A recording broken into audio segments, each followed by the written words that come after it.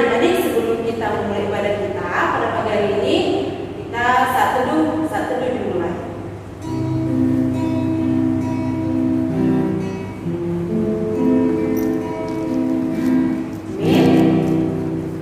Mari kita bangkit berdiri, adik-adik. Kita angkat lagu pujian Mas Sekolah Minggu.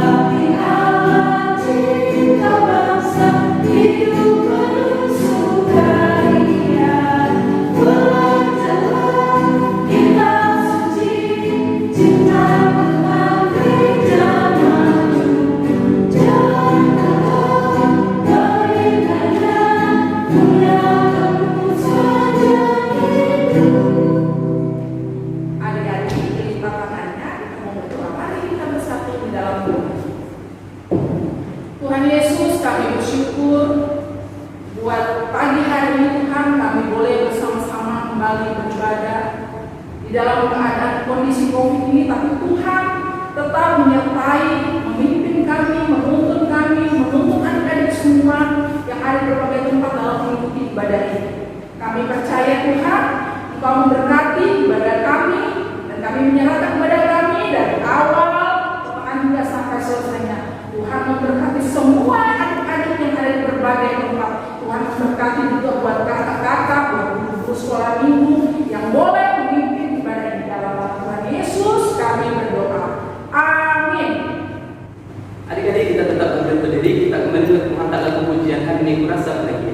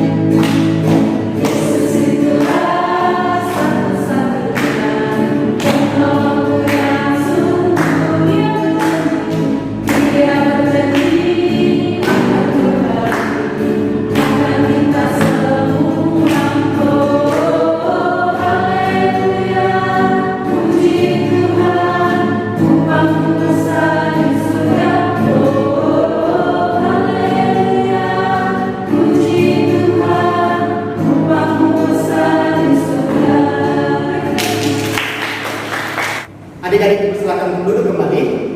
Sebelum mendengarkan firman Tuhan yang akan dibawakan oleh Ibu Novelita, kita akan lakukan pujian Yesus Tuhan.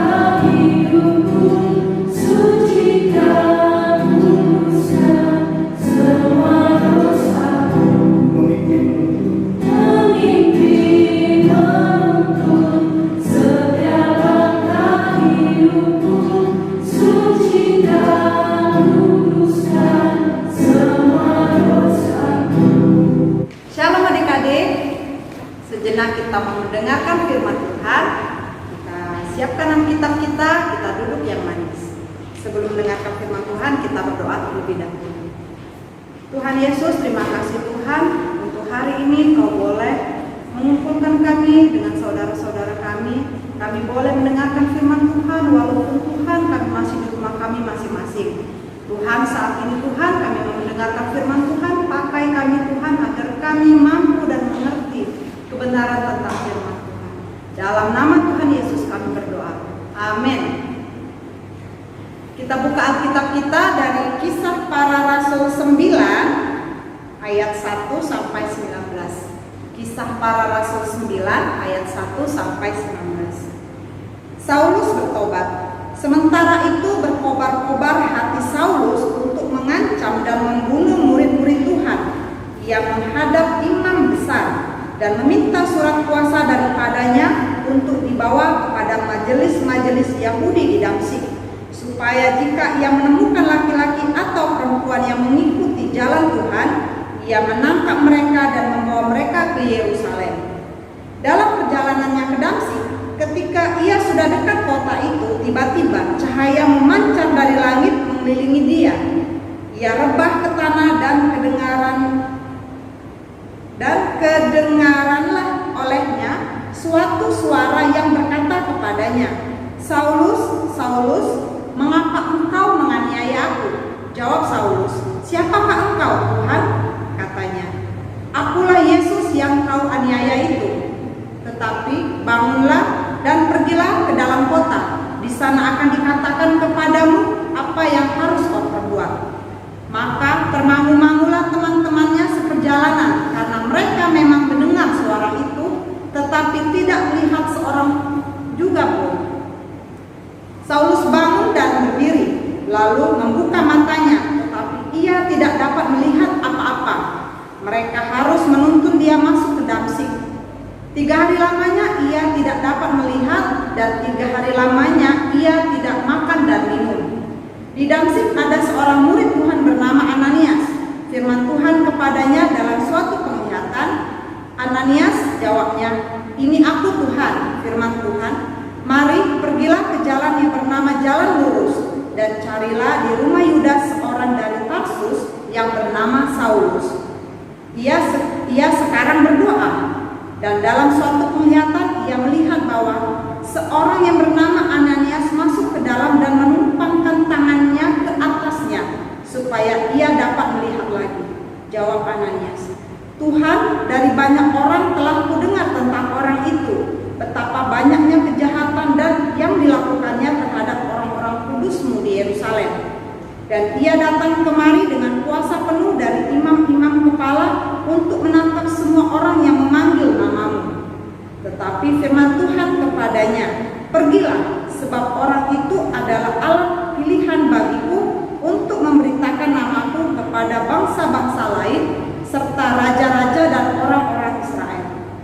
Aku sendiri akan menunjukkan kepadanya betapa banyak penderitaan yang harus ia tanggung oleh karena nama-Ku. Lalu pergilah Ananias ke situ dan masuk rumah itu. Ia menimpangkan tangannya ke atas Saulus, katanya, Saulus saudaraku, Tuhan Yesus yang telah menampakkan diri kepadamu di jalan yang engkau lalui, telah menyuruh aku kepadamu supaya engkau dapat melihat lagi dan penuh dengan Roh Kudus. Dan seketika itu juga seolah-olah selaput gugur dari matanya, sehingga ia dapat melihat lagi. Ia bangun lalu dibaptis. Dan setelah ia makan, pulihlah kekuatannya. Nah, adik-adik, di sini dikatakan Saulus yang pertemuan pertama kalinya bertemu dengan Tuhan Yesus, dia bertobat. Bertobat itu apa ya, adik-adik ya? Bertobat itu adalah meninggalkan segala jalan-jalannya yang jahat, kelakuan yang jahat, dan kembali ke jalannya Tuhan, dan tidak mengulangi kejahatan yang sama ya, adik-adik ya. Untuk itu, pertobatan itu sepenuhnya adalah anugerah dan pekerjaan Allah dalam hati kita. Itu bukan karena kuat kita, tapi memang Allah menginginkan supaya Dia menerima kita kembali, adik-adik ya. Saulus tidak pernah merencanakan pertobatannya. Bahkan Saulus adalah seorang yang sangat giat untuk menganiaya orang yang mengenal dan menyebut nama Tuhan. Saking semangatnya, ia dengan semangat berkobar-kobar membawa surat hendak menuju ke Damsik. Di Damsik itu ia ingin menangkap laki-laki maupun perempuan yang memanggil nama Yesus, yang mengenal Tuhan, dia ingin dianiaya. Nah, ternyata adik-adik ya, Allah menghentikan langkah Saulus.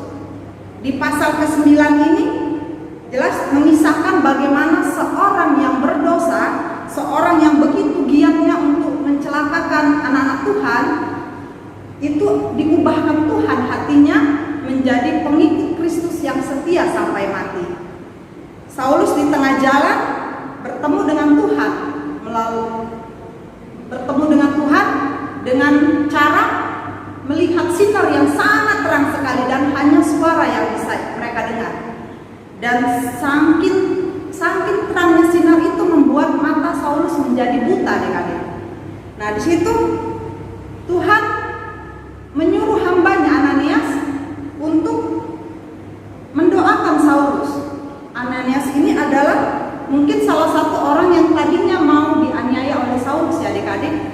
Tapi dengan kuasa Tuhan melalui Ananias, Saulus dipulihkan.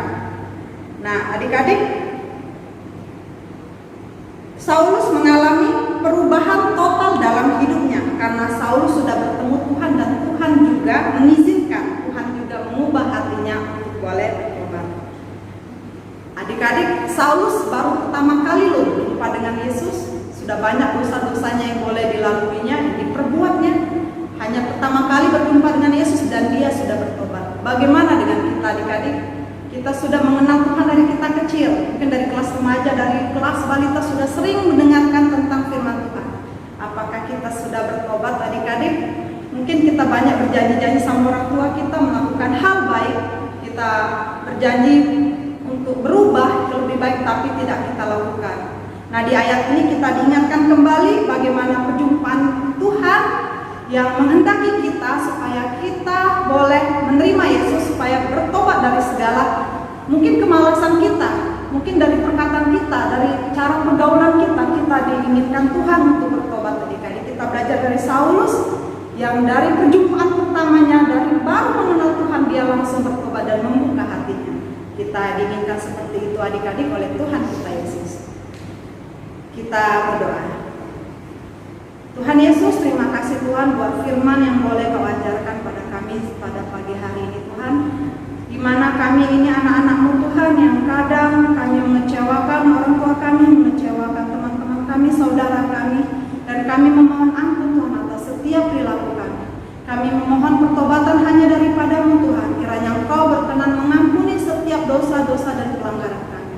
Terimalah doa kami Tuhan, yang kami panjatkan dalam nama Putra-Mu Yesus Kristus Juru Selamat kami yang hidup. Haleluya, amin. Adik-adik, sebelum kita menutup ibadah kita pada pagi hari ini, kita mengangkat lagu pujian Kacamlah dari Tanah.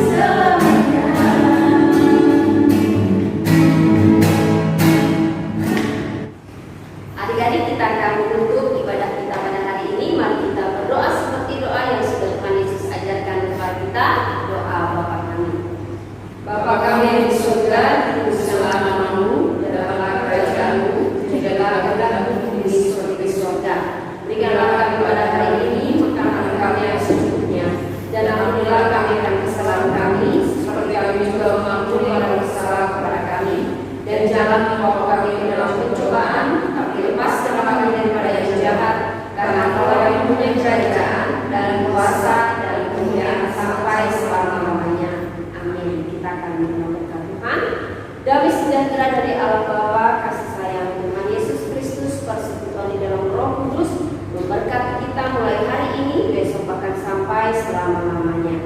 Amin.